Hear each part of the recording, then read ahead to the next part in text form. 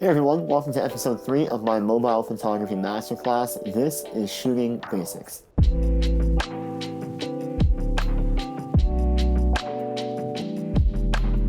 In the last video, we talked about camera basics, so how to get the camera set up for success when going out to shoot, and now I'm going to talk about how to actually take the shot. Every single thing in this video is now second nature to me and will be second nature to you once you use all these basic techniques over and over and over again, and it isn't until episode 4, which is advanced shooting techniques, where we actually go deeper into the things I look for with every single shot. I will say one more time that for this video and all the videos in this masterclass, I will be using an iPhone 13 Pro Max, but a lot of these techniques and basics will apply to any phone camera that you use. So the most important thing when it comes to phone photography is to expose for the most important thing in your composition and then underexpose. Now, what do I mean by that? So with any given picture, there's usually a subject matter in that frame that is the most important, whether it's a person or a building or the coffee that you ordered or the meal at a restaurant that you got. Whatever it is,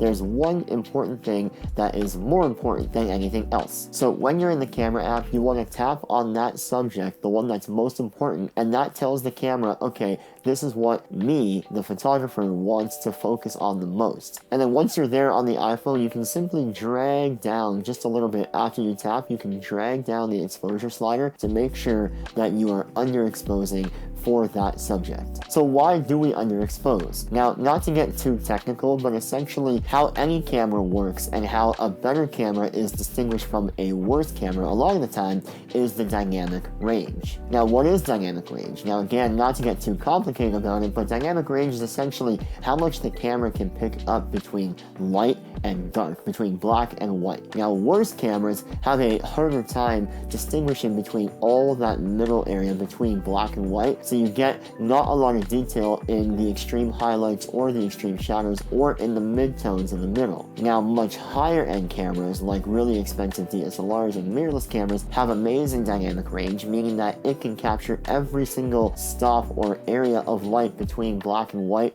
and then some. Now, the iPhones have gotten better, don't get me wrong, but if I had to choose one direction that the iPhone is better at, and most phone cameras are better at, it's that they are better in the shadows. Meaning, if we simply just expose an image like regular, the odds are that the highlights will be completely blown out and unsavable or unusable, and it's kind of distracting to the eye, and the shadows will be pretty good, not bad, but they're just going to be there and they're not going to be like overly distracting to you as the photographer. Now, by underexposing, you're able to save those highlights from being distracting to the viewer of your photo, and then in post, when we edit the photo, we can bring up the shadows because we underexposed. We can bring up those shadows and save them more than we would have been able to with the highlights. So all in all, like I said, expose for the most important thing in your frame and then underexpose. Tip number 2 is to use the grid feature on your phone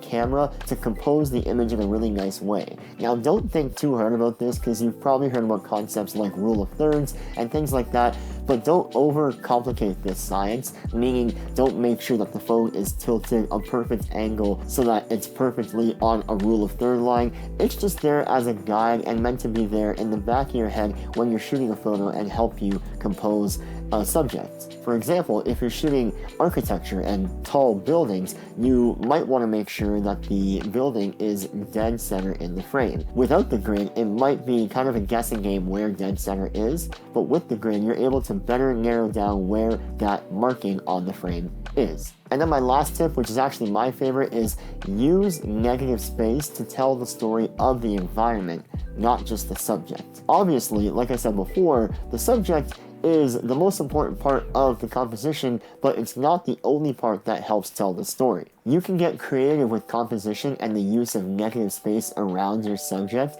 to tell the story of where that subject is and not only the subject by itself. If your frame is too tight or the subject takes up too much of the frame, then you don't really get context as to where that person was, how that place feels, if you were there, etc. Now, one caveat to that is too much negative space can result in a confusing frame where the viewer doesn't really know where to look in the actual picture. Are they supposed to look at the scenery or the actual person in the frame? It can get confusing if you use too much negative space or you use it incorrectly. Alright, that's it for episode 3, shooting basics. In the next episode, episode 4, we're going to go into advanced shooting techniques.